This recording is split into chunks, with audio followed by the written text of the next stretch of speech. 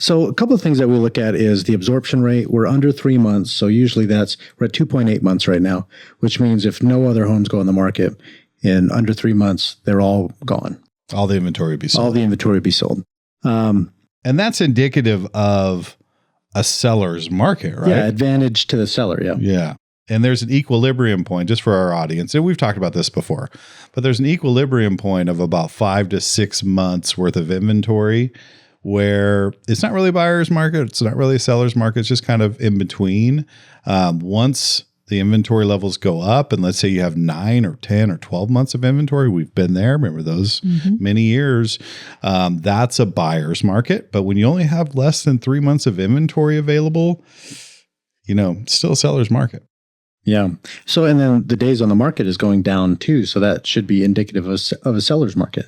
Yeah. But, buyers, we've noticed, and this is not really reflected in the stats, but I've been noticing doing the home inspecting too, that there's a lot more fall throughs, like deals are falling apart because of home inspections. So it means the buyers, I think, are not willing to lose the, low interest rate they have on what they have now to go into a higher payment for the bigger house. So there's not a lot of upward movement is what we're seeing. One of the other stats before you move on to somebody else that I saw, we are 32% median list price or median sold price nationally. We're 32% under that. So when people come in and say houses are so expensive, like this is one of the cheaper areas in the country. Here in New Mexico. You're talking about San Juan County in general. We're a third more affordable than the rest of the country on average. That's a good way to put it. Interesting. That's pretty interesting. Now you go north of the border. I was going to say, not the case. Not the case. Right. It is quite the opposite. Which is why a lot of times the people that are working in Durango want to live in New Mexico. Is a lot more affordable. Yeah.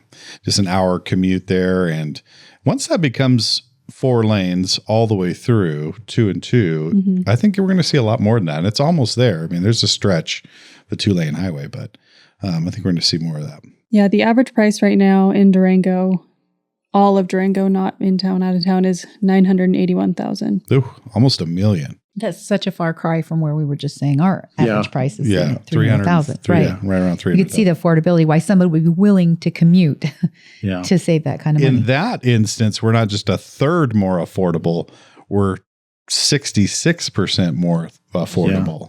But Bayfield is $518,000 and Ignacio is $165,000. Oh, wow. Yeah, Ignacio's only $165,000 for average sales price. Yep. It's always been less. One thing that I will say is, when dealing with commercial stuff, and you guys could probably talk to this as well, I've been hearing it's a lot more business friendly in Pagosa and Bayfield right now than here in New Mexico. So a lot of people are saying we should go move up, start a business up there, and live down here. Interesting. Wow, I wonder why that is. Why would people think that it's more business friendly in southern Colorado? Yeah, that is not my experience in Colorado. Yeah. Especially Durango and Pagosa.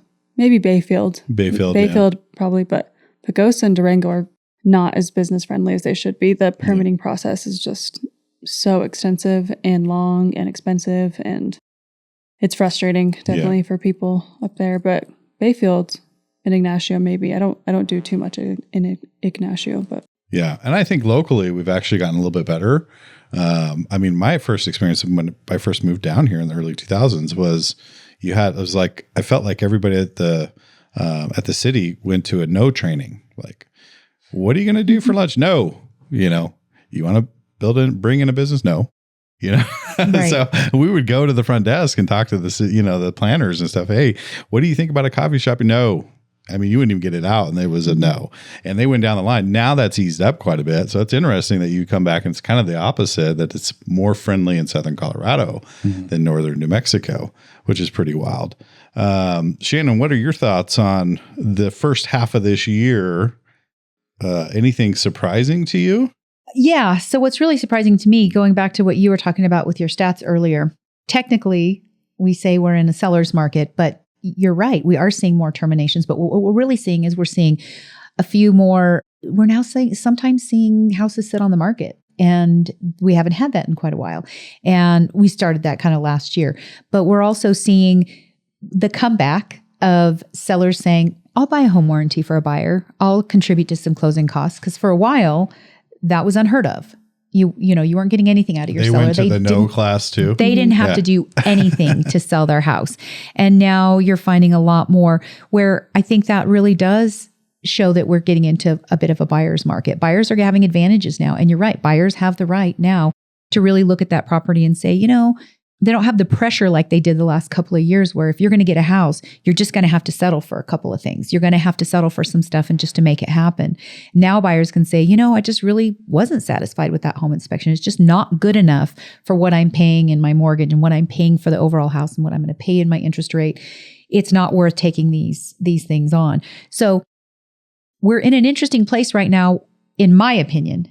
I know stats say it's a buyer's market. We see that it's a seller's market, but it's a kind of that place where we're right in that transition right now.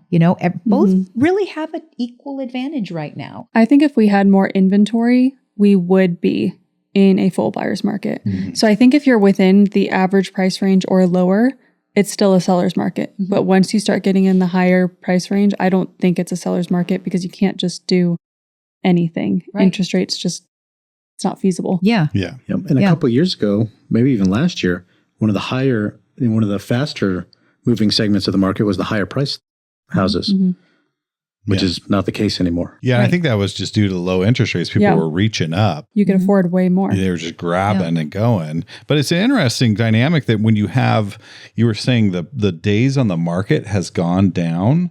Yep. And our inventory has gone up. Well, I think a lot of that is off-market selling. I think that's one of the things, because houses are sitting a heck of a lot longer than they have been. So if you get a bunch of 0 days on the market, that can skew that number. Or is it more of, if you price appropriately in the market, boom, it's gone. And then there's a lot of people that are out there like, I'm going to hang on to, 2 or 3 years ago pricing where they're, wishing for what is not there. But people that figure it out and price appropriately, I mean, it is. Mm-hmm. We still are seeing multiple offers if it's priced right, which is pretty incredible to see. What about list to sales price? What are we seeing there? Pretty close. I think it was like 97%. 98.8. 98.8%. Wow. So the ones this is the important delineation for our audience, is this doesn't take into consideration listings that haven't sold, because it's actually a list to sold price. So the ones that sell, and they sell quickly, sell for almost full price. Now that stat, 98.8, is from current list price, not original list price. Now, original list price, so that's a whole different stat. Oh, great point. Original is at about 96%. So you are seeing some movement on the price. Yeah, so people are still wanting to get, the 2021, 2022 list price. The sellers are wanting to, but buyers are starting to bring them down quite a bit. So then they sit for a little bit, they reduce their price, and then once they reduce their price, they get that offer, and that's 98.8%. And even 6% off of original list price is not bad. That's a great, it's kind of a win-win, really. Yeah. You almost got the full list price. They got a little bit of a deal.